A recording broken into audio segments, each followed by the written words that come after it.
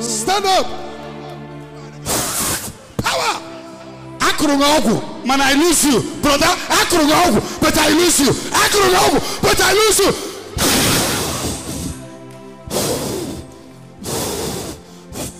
Madu Akurungogu na Enugu State. Akurungogu na Enugu ka ejere kwa ogwu a. Ejere ebe a na-akpọ Ezeago.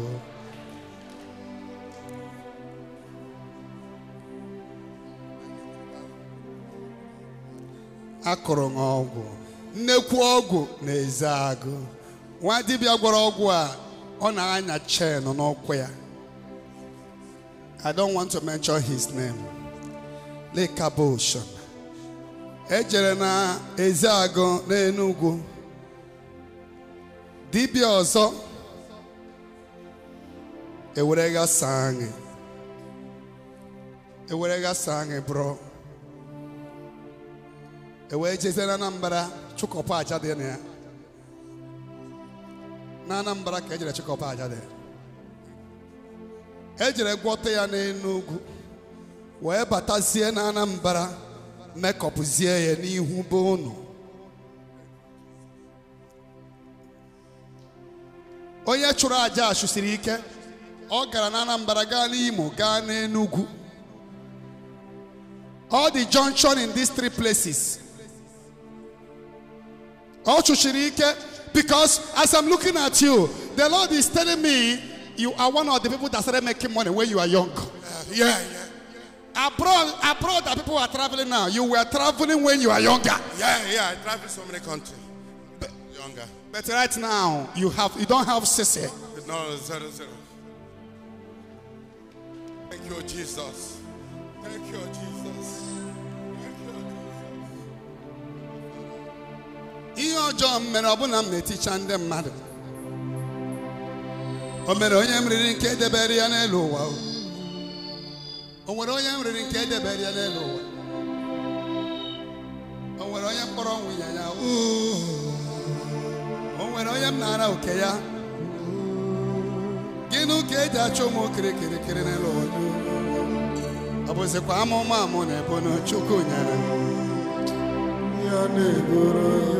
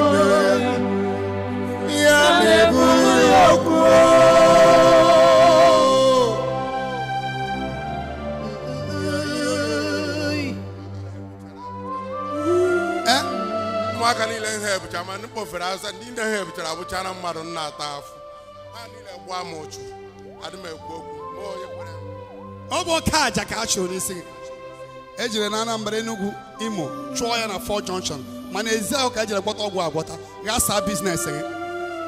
Odogwu abụrụzi onye na-eyi akwa kara nka. Odogwu obodo oyibo mana na-adọli tieta ada. Ụwa mbịara bụ ụwa amụma ahụ. Amụma ka ejiri mụọ m. Amụma bụ ụwa mbịara anụ. Amụma bụ ụwa mbịara. Amụma bụ oke m ketara. Amụma bụ oke m ketara. Amụma bụ oke m ketara. Amụma bụ oke m ketara. Amụma ka ejiri mụọ m. Amụma ka ejiri mụọ m. Ụwa mbịara bụ ụwa amụma. Amụma bụ ụwa mbịara. Do you know that before he came here, he was struggling to walk? But are not easy. On a stroke.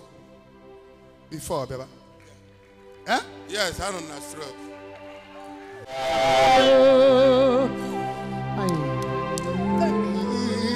Stroke vanish. Restoration has come. Amen.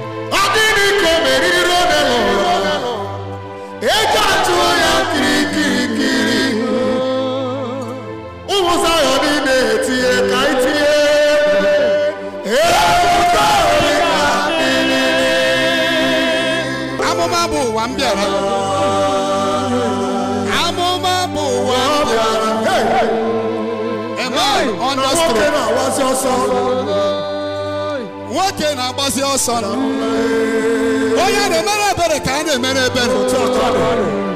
Oh, yeah, get it. I'm a mabu, one better. I'm a mabu, Kem Ketara. What did I get him? I didn't sure I won't be here. I didn't sure now. I'm not sure this is my body. I'm not sure. Hey, because before I told you nothing happened. You know, God, it's too much. I can't tell. So your body is your body now. Hey, God. There was no life here before.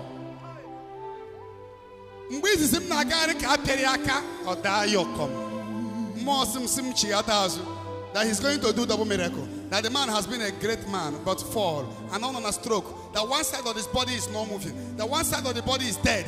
But life has come upon the body. Amen.